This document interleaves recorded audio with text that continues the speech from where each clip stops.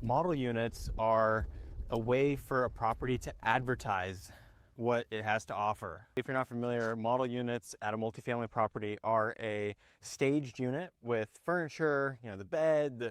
Sometimes they'll go above and beyond what really is the normal scope of a unit, and they'll do some accented wall paint and really just go above and beyond to really sell the property. This is fantastic, and it really does help because you would be amazed at what a difference it makes when you provide a prospect an example rather than them walking into a blank canvas, empty apartment where they can't really picture how the bed is going to fit and how all their things are going to go. So a model really helps with their imagination and provides that kind of idea.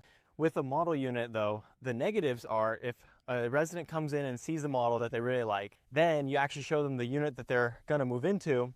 If the finishes are different, if it's really just not up to the same standard, the resident's gonna be disappointed. So you're almost setting them up to be disappointed if you wow them with the model and then show them a unit that they're actually going to be moving into or applying for and it's not the same. So this is something to consider with model units. I'm very hesitant to have an incredible model unit and pick one of our nicest, most renovated units and then try to show residents their unit that they're applying for and it's actually classic, meaning older flooring, older countertops, older missing things like backsplash. So that's one idea with the model.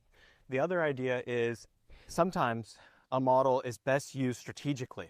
For example, at Five Oaks, one of our properties in Houston, we had a situation where we had these very small studios and every single one of them was vacant. We had 40 vacant studios and we could not get prospects to lease these units. So what we did is we spent a couple $1,000s and bought some very basic furniture to present call it a mini model for these studios. And this was in addition to our standard model unit. And once we set up this mini model, it allowed us to actually to lease out every single studio. So we went to 100% occupied on the studios, all 40 units leased, all thanks to the model. And then when it came to it, we leased that model unit out as well. Because at that point, there was no need for this mini model to advertise the studio.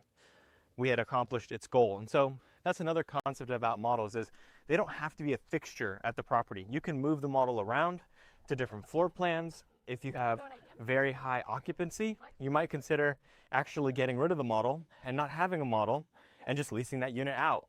And what you can do instead then is have a mini model which floats. So whatever vacant units you have a smaller property especially, every unit really counts. So if you have a 100 unit property and you only have 5 vacants, you can take one of the vacants and quickly stage it. Throw a little blanket on the floor, put some candles in there, make it look homey, make it look warm so you can sell the property.